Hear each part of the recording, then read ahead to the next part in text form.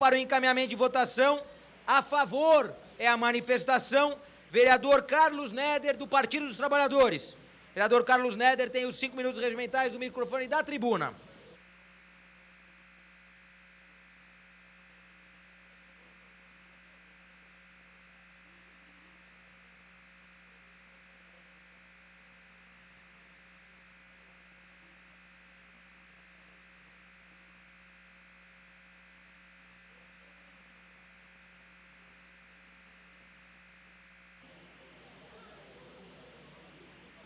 Senhor presidente, senhoras, senhores vereadores,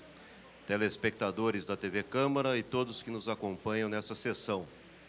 Vivemos um momento extremamente importante do Parlamento Municipal. Venho a essa tribuna por uma deferência da bancada do Partido dos Trabalhadores, composta por 11 vereadores, para apresentar a nossa manifestação favorável a votação e aprovação desse projeto, mais conhecido como sendo o projeto da ficha limpa, que é uma legislação aprovada em âmbito federal,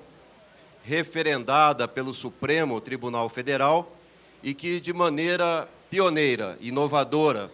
este Parlamento Municipal entende por estender não apenas aos agentes públicos que exercem cargos eletivos, mas também a todos aqueles que, servidores públicos, funcionários efetivos, empregados públicos,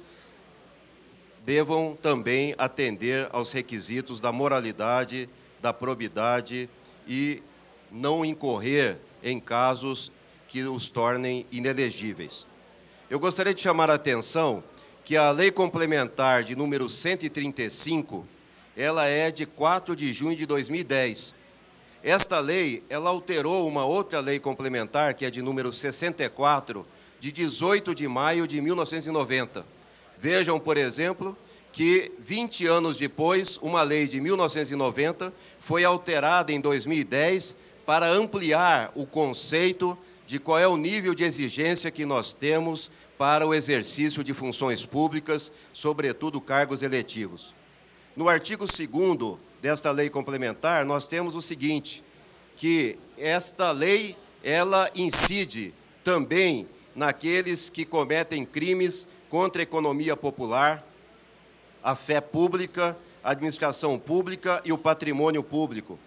contra o patrimônio privado, o sistema financeiro, o mercado de capitais e os previstos na lei que regula a falência, crimes contra o meio ambiente e a saúde pública, crimes eleitorais, para as quais a lei comine penas privativas de liberdade, crimes de abuso de autoridade nos casos em que houver condenação à perda do cargo ou à inabilitação para exercício da função pública, crimes de lavagem ou ocultação de bens, direitos e valores, crime de tráfico de entorpecentes e drogas afins, racismo, tortura, terrorismo e hediondos, crime de redução à condição análoga à de escravo, crime contra a vida e a dignidade sexual e os praticados por organizações criminosas, quadrilhas ou bandos. E diz a legislação federal, a qual nós nos reportamos,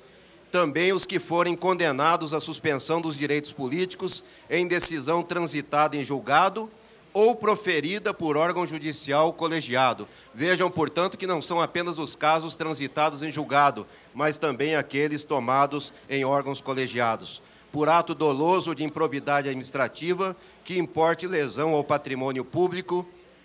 e enriquecimento ilícito, desde a condenação ou o trânsito em julgado até o transcurso do prazo de 8 anos após o cumprimento da pena. Vejam, portanto, que foi apresentado inicialmente um projeto de iniciativa da mesa diretora, hoje um projeto de todos nós, vereadores e vereadoras. Esse projeto, uma vez aprovado em primeira votação, foi levado a um debate em audiência pública e ele incorporou sugestões feitas por vários vereadores, entre elas as que eu apresentei, mas também como o vereador Adilson Amadeu e outras, vereadora Juliana e outros tantos que apresentamos emendas. Qual é o sentido das emendas que foram por nós apresentadas?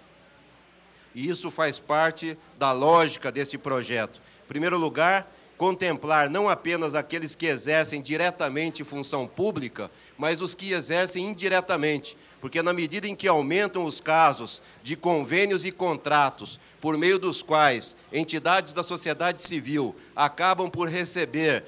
delegação do Poder Executivo para cumprir funções públicas, é razoável que estas entidades e aqueles que a representam também tenham o mesmo nível de exigência para o servidor, para o empregado público. Da mesma forma, é importante destacar aqui este nível de exigência para quem venha exercer função de secretário, secretário adjunto, em substituição ao titular. Por fim, senhor presidente, é necessário também destacar que os órgãos colegiados, por exemplo, no caso dos conselhos tutelares, os conselhos municipais, exigem também que esse tipo de atenção seja dada para que essas pessoas, cumprindo funções de controle público, não estejam também inclusas nesses casos de improbidade ou ferindo a lei chamada de ficha limpa. Por essa razão, senhor presidente, a bancada do Partido dos Trabalhadores é favorável ao projeto e apresentou emendas no sentido de aprimorá-lo. Muito obrigado. Agradecer as palavras do vereador Carlos Neder, que aqui faz um encaminhamento favorável da bancada do Partido dos Trabalhadores. Neste momento, chamar o vereador